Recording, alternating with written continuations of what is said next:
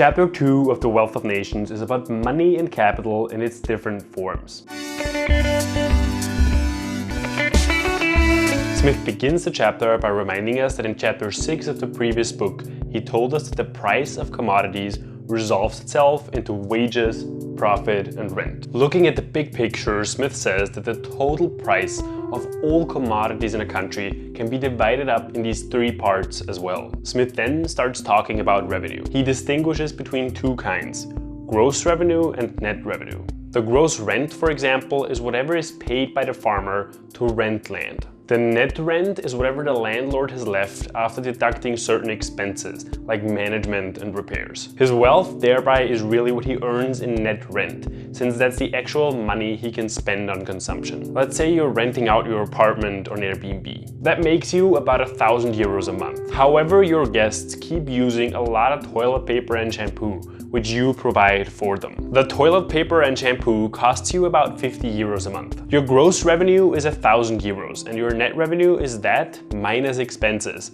so 950 euros. This logic with gross rent and net rent can of course also be applied to profits and wages. Looking at a whole country, a country's real wealth is what remains free to its citizens after deducting what is necessary to maintain their fixed capital. A software engineer has to buy new updates for his operating systems. A merchant has to buy new cookies to resell. They can only spend whatever money's left after all that. Now, there is an important difference between fixed and circulating capital here. For an explanation of those two, go back to the previous chapter. The purpose of fixed capital is to increase our productivity. A factory that has the very best machines will produce a lot more per worker than a factory with no machines or worse machines. The increased productivity these machines bring must offset the cost of buying and maintaining them. Otherwise, why would you get those machines? A person will always choose the most profitable path here, whether it is maintaining machines or hiring people to do the work. Smith teaches us a very simple yet valuable lesson here that has probably never been as relevant as it is today. Businesses will choose to automate jobs if it makes financial sense. Therefore, in a lot of professions, workers are really competing with machines rather than other workers. It may make sense to have fixed capital like machines, but whatever revenue is necessary to maintain that fixed capital is excluded from the net revenue of society, since it can't be used for consumption. However, this is not the case with circulating capital. As we established in chapter 1, circulating capital consists of money, provisions, materials, and finished work. These three are placed either in the fixed capital of a society or consumed. So whatever part of circulating capital is not placed in fixed capital is part of the net revenue of society. We run into a difference between the individual and society here. My own circulating capital is not part of my net revenue, since I must sell it and can't consume it. It may, however, be part of society's net revenue, since someone might consume it. We've now established that provisions, materials, and finished work in circulating capital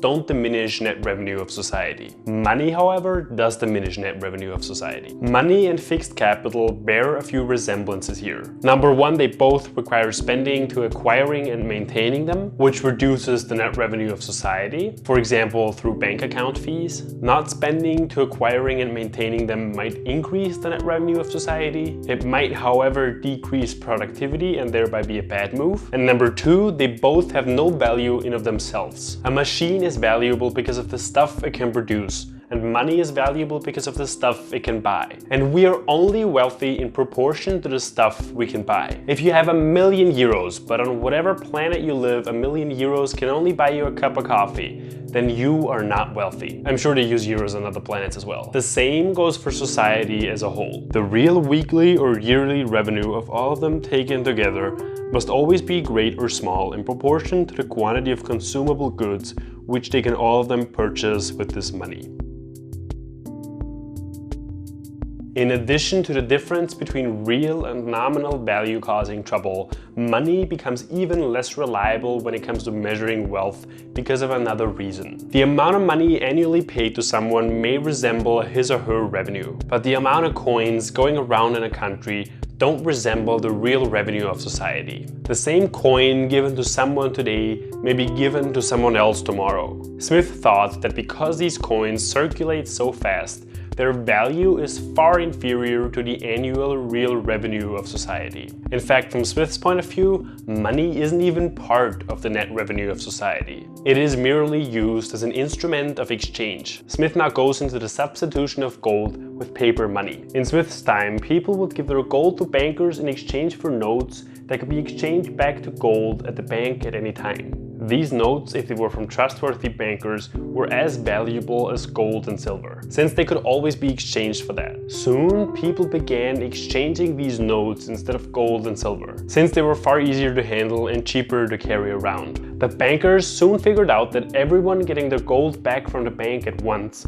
was never gonna happen. Really, only a very small part of their customer base would go to the bank at any time. Just like today, where we're not deciding to all go to the bank at once. So they thought that having only a small amount of gold on hand was enough to satisfy occasional demands, which then made them issue more paper money in the form of loans than they really had gold in their coffers. Charging interest on those loans is how these banks made money. Smith now takes it to a macro level. Let's say it takes £1 million of gold to operate the economy of an entire country. This gold is locked up in banks, and people are using merely their banknotes as a means of exchange. But remember, we don't need 100% of that gold ready at all times, since there's never going to be a time where everyone goes and collects their gold at once. So let's say keeping about 200,000 pounds of gold in the vaults of the banks is enough. Now we have 800,000 pounds of gold, which we can send abroad to invest or buy goods to trade, which would earn our country profits and thereby increase our country's wealth. Or we can send it abroad to buy goods that we can consume, which is something that Adam Smith advises against, since it increases consumption but not the productive capabilities of a country. It is in every respect harmful to society. You may now ask yourself, why not just invest with banknotes, since they're used as money anyways? Well, banknotes are worth something because they can at any time be exchanged for gold at the bank where you get the banknote from.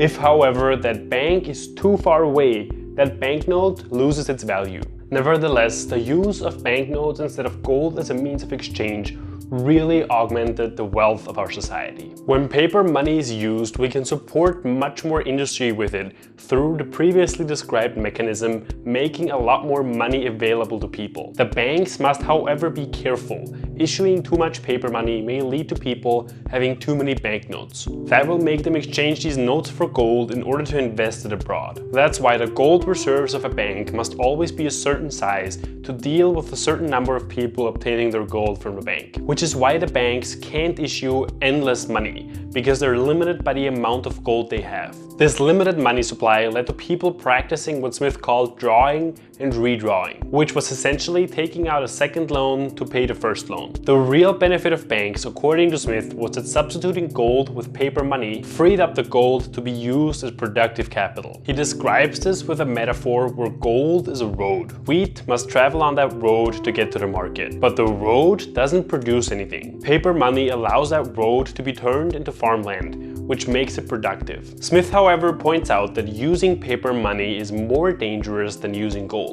If a country has invested a lot of its gold in foreign countries, going to war with those countries may lead to that gold being lost. That means that if people want to return their paper money in exchange for gold, not enough gold may be available to satisfy those demands. Thus, to prevent the ruin of an economy in war times, Smith advocated for government to have a certain amount of gold reserves. Additionally, there's always the risk of scammy banks giving out banknotes that they're not able to back in gold. That leaves consumers ripped off and with worthless banknotes. Smith believes that this is more likely to happen if the printing of smaller banknotes is allowed. It is easier to run a small scammy operation without being caught than to run a really big one. He therefore advocates for regulation to prevent the printing of smaller banknotes than £5, which will lead to banknotes being used only for larger business transactions as opposed to smaller consumer transactions. Consumers will instead use minted coins of gold and silver, which are secure on their own without any bank backing them, which means that consumers can't be ripped off. Smith doesn't usually advocate for these kinds of restrictions, since he believes that they restrict the natural liberties of people. But he says that in this case, regulations make sense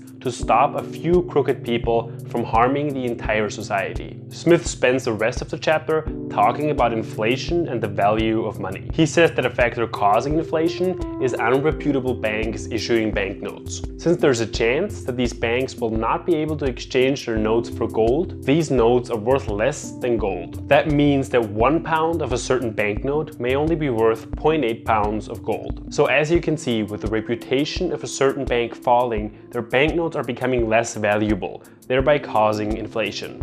When the colony of Pennsylvania printed their own money, they wanted to decrease the exportation of gold and silver. They declared that a real pound sterling would be worth 1.3 pounds sterling in paper money in the colony, meaning that if you gave them a pound of silver, they would give you a piece of paper saying 1.3 pounds sterling. This didn't work since the price of imported goods simply increased by 30%. Alright, quick recap. In this chapter, we talked about gross and net revenue of both an individual and society as a whole, the history of paper money and banks, and the relationship of money and real wealth in a society, with money being merely a means of exchange and not part of real wealth in a country.